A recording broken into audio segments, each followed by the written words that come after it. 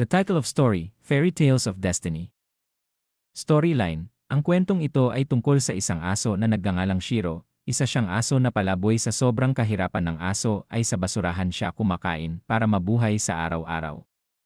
Sa kahirapan ng buhay ng aso isang araw ay may nakain siya na nakasama sa katawan niya, dahil walang nag-aalaga sa kanya ay buntikan ng mamatay ang aso. Minsan naisip na rin ng aso na sumuko na lang sa buhay dahil walang may pakialam sa kanya kung may mangyari man sa kanya hanggang nakilala niya si Rinrin na magpapabago sa kanyang buhay.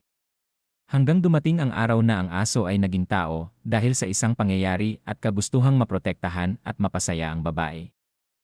Chapter 1. Ang buhay ng aso. Si Shiro ay isang asong palaboy na walang mga kaibigan. Para makakain si Shiro ay kinakain niya ang mga tira-tira sa basurahan. Dahil isang palaboy si Shiro, maraming tao ang may ayaw sa kanya dahil siya ay madungis at mabaho.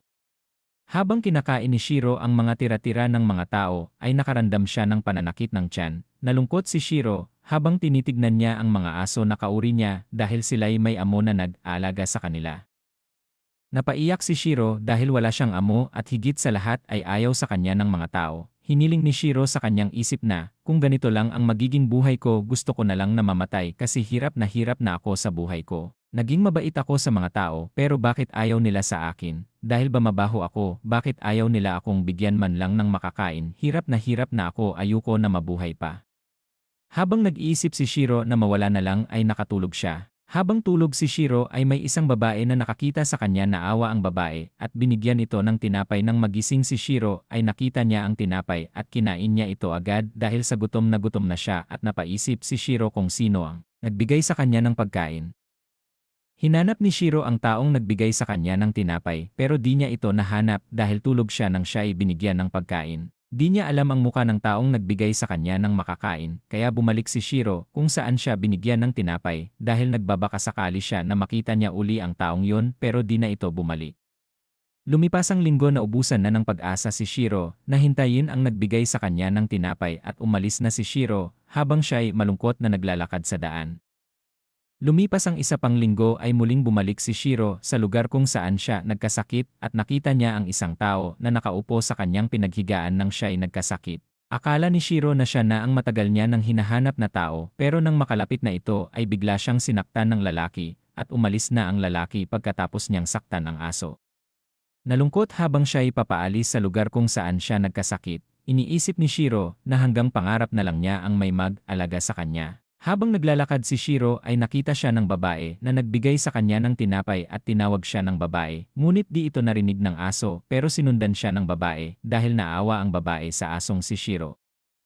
Habang naglalakad si Shiro ay nakaramdam siya ng gutom kaya nang may makita siyang taong nagtapon ng tira-tira niyang pagkain agad tumakbo si Shiro para kunin ang tinapon na pagkain at dahil nakasunod pa rin ang babae kay Shiro mas naawa ang babae sa kalagayan ng aso kaya nilapitan niya ito at kinuha sa basurahan para pakainin ng daladala niyang tinapay. Habang kumakain ng tinapay ang aso ay sinabi ng babae sa aso na kumain lang siya at biglang nakarandam ng saya si Shiro dahil may nagmalasakit.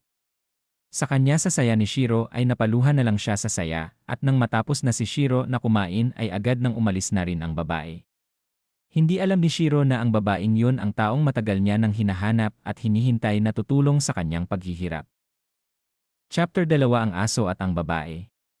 Nang papaalis na ang babae ay nakarandam ng lungkot ang aso kaya sinundan siya ng aso hanggang makarating ang babae sa kanyang bahay. Alam ng babae na sinundan siya ng aso kaya nang makarating na ito sa kanyang bahay ay pagsamantalang nagtago ang babae sa kanilang gate ng bahay para gulatin o takutin ang aso, ngunit di man lang niya ito nagulat sa halip ay tumingin lang ito sa kanya. Habang nakatingin ang aso sa kanya ay naisip niya na alagahan na lang ito dahil wala namang nagmamay-ari sa kanya. Pinapasok ng babae ang aso sa kanyang bahay para pakainin at alagahan na lang niya kasi naawa siya rito. Nakarandam ng tuwa ang aso nang siya'y pinapasok sa bahay at sabay sabi sa kanyang isip na, natupad na rin ang aking pinapangarap na may mag-alaga sa akin, di na ako mag-isa magmula ngayon. Habang pinapakain ng babae ang aso ay biglang naisip ng babae na pangalanan ang aso na Shiro na ang ibig sabihin ay kaligayahan. Matapos pangalanan ng babae ang aso ay biglang naisip ng babae na bigyan ang aso ng kwentas na magsisilbing tanda na aso niya na si Shiro. Natuwa si Shiro nang siya ay pangalanan ng babae at bigyan ng kwentas. Sa saya ng aso ay nakatulog siya nang di niya namamalayan.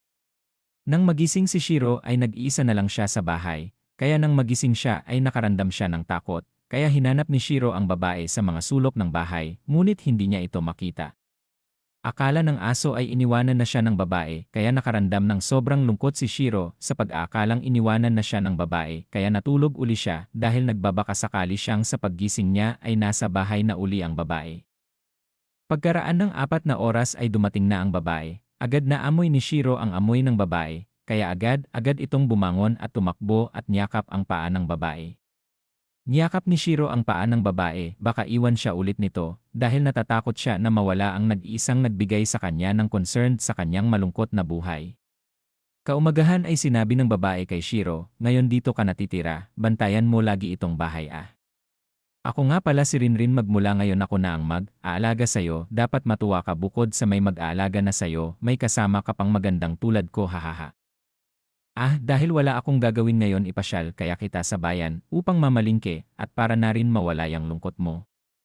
Habang namamalingke si Rinrin kasama ang kanyang asong si Shiro ay nakita ng mga tindira at tagaroon ng aso. Akala ng mga tagaroon at mga nakakakilala sa aso na matagal na siyang patay dahil hindi na nila ito nakikita sa paligid-ligid ng daan. Ang lahat ng nakakita sa aso ay naging masaya dahil siya'y buhay. Noon galit ang nararamdaman nila sa aso dahil noon ay siya'y mabaho at marumi, kaya galit na galit dati ang mga tao sa kanya dahil hindi sila nakakapagtinda ng maayos dahil sa kanya. Dahil minsan kapag nagugutom si Shiro ay lumalapit siya sa mga nagtitinda para humingi ng pagkain, kaya hindi nakakatinda ng maayos ang mga tindira, kaya sila galit sa kanya noon. Mabait si Shiro sa mga tao, kaya kahit anong ibigay kay Shiro ay kinakain niya. Kahit marumi o mabaho o sira na pagkain ay kinakain niya para mabuhay, kaya minsan nagkakasakit si Shiro. Ngunit dahil walang nag-aalaga sa kanya noon ay tinitiis na lang niya ang sakit para mabuhay. Kaya noong dumating si Rinrin sa buhay niya ay ginusto niyang mabuhay pa at sinabi sa sarili na kahit anong mangyari ay protektahan niya ang babae, kahit buhay pa niya ang maging kapalit maprotektahan lang ang babae. Chapter 3: Ang pamamalingke at pagdating ng ina. Habang namamalingke sila Shiro at Rinrin ay nilapitan ng ibang mga tindera ang aso. Natakot si Shiro kaya pumunta si Shiro sa likuran ni Rinrin, kaya sinabi ni Rinrin sa mga tao na, "Sa akin na ang asong ito ngayon, hindi nyo na siya masasaktan tulad ng lagi ninyong ginagawa sa kanya dati." Sumagot ang mga tindera, "Wala kaming intensyon na saktan ang aso, nais lang namin na bigyan siya ng pagkain bilang pagsisisi sa nagawa namin noon sa kanya." At sabay sabi ni Rinrin sa mga tindera, "Seryoso ba kayo? Baka nilagyan nyo ng lason ang pagkain na yan." At sabay sabi rin ng mga tindera kay Rinrin, "Kung may balak man kami na patayin siya, dapat wala na siya ngayon. Gusto lang namin na bigyan siya ng pagkain bilang paghingi ng tawad sa nagawa namin sa kanya." Tinanggap ni Rinrin ang mga binigay na pagkain para sa aso at sabay sabi ni Rinrin sa mga tindera, "Salamat sa mga binigay nyo, siguradong magugustuhan niya ito, ako na lang ang magbibigay sa kanya nito." At umalis na sila pagkatapos mamili sa palengke. Nang makauwi na sila sa bahay ay sinabi ni Rinrin kay Shiro, "Alam mo, masama man ang mga tao noon sa'yo, nagawa mo silang mapabuti dahil sa kabaitan mo sa kanila dati. Tignan mo oh. Binigyan ka pa nila ng pagkain para maipakita nila ang pagsisisi nila sa nagawa nila noon sa'yo." At sabi naman ni Shiro kay Rinrin, "Aw, sa totoo lang ikaw talaga ang nagpabago sa kanila, kung hindi mo ako inampon ay baka masama pa rin sila ngayon dahil sa akin." Habang kinakausap ni Rinrin si Shiro, ay biglang dumating ang mama niya. Pagpasok ng mama ni Rinrin ay nagulat siya nang tumahol ang aso at natumba ang mama ni Rinrin dahil sa sobrang pagkagulat. Mama, sorry po, di ko nasabi sa inyo na may aso akong inaalagahan, mama. Hito nga pala ang aso ko, si Shiro. Alam niyo po ba, mas sobrang bait po niya. Alam niyo po ba, tuwing gabi bantay sarado po siya sa bahay, kaya dahil sa kanya di na ako natatakot kahit mag-isa lang ako lagi sa bahay." Nagsasalita pa si Rinrin ay biglang nagalit ang mama niya sa kanya dahil nag-alaga siya ulit ng aso. "Anak, bakit ka nag-alaga na naman ng aso? Alam mo ba na dahil sa pag-aalaga mo ng aso ay halos masira na ang buhay mo? Kaya bakit ka na naman nag-alaga?" Sumagot si Rinrin sa tanong ng kanyang mama, "Di ba sinabi ko noon sa inyo ni Papa na kapag handa na ulit ako, nakiusap ako sa inyo na payagan nyo ako na mag-alaga ulit ng aso?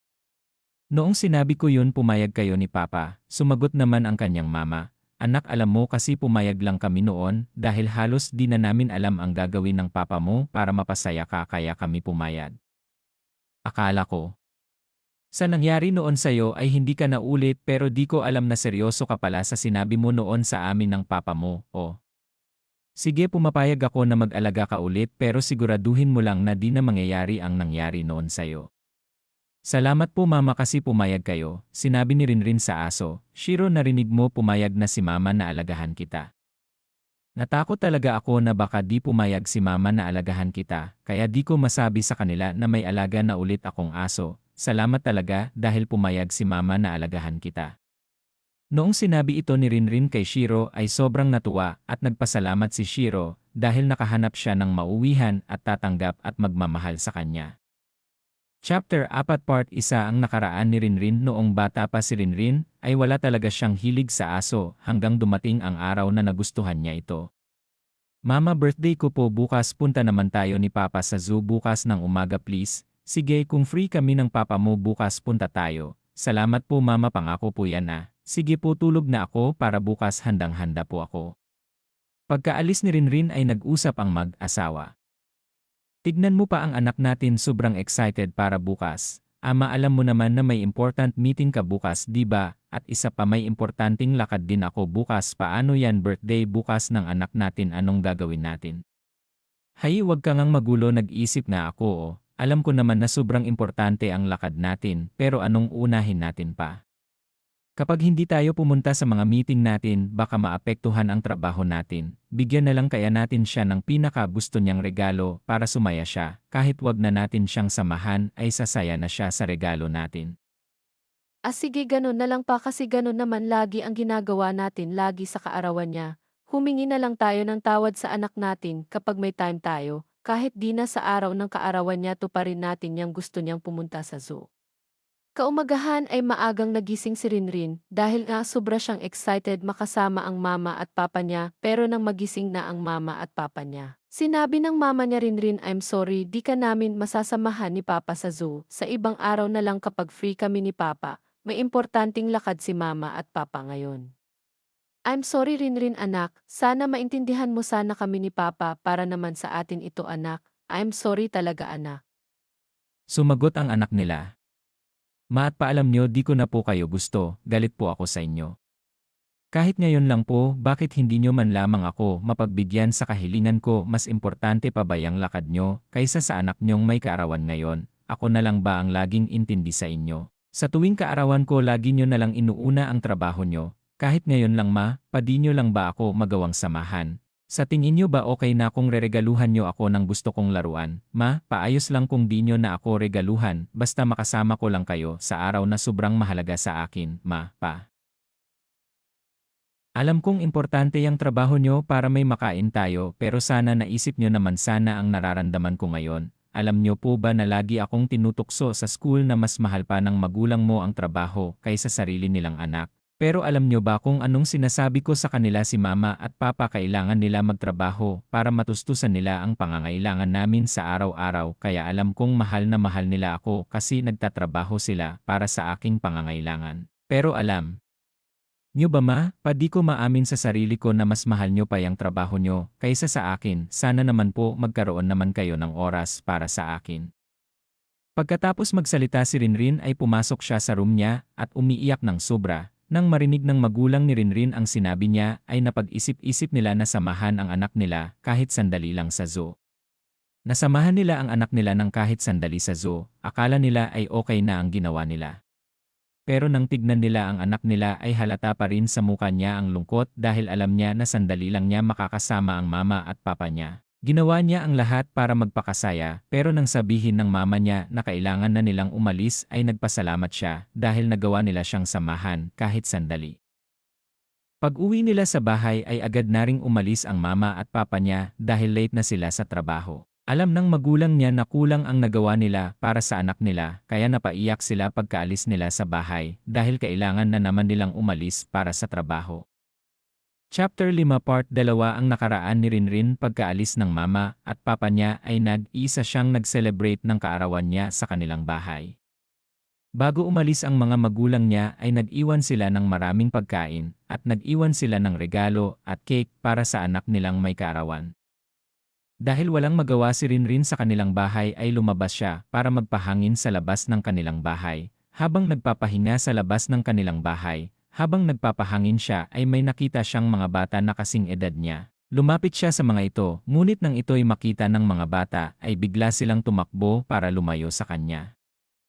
Alam kasi nila na mahirap maging kalaro si Rinrin dahil sa tuwing nasusugatan siya at napansin ito ng mga magulang niya ay nagagalit sila sa mga batang naging sanhi ng pagkasugat ng kanilang anak, kaya ayaw nila kay Rinrin dahil sa magulang niya.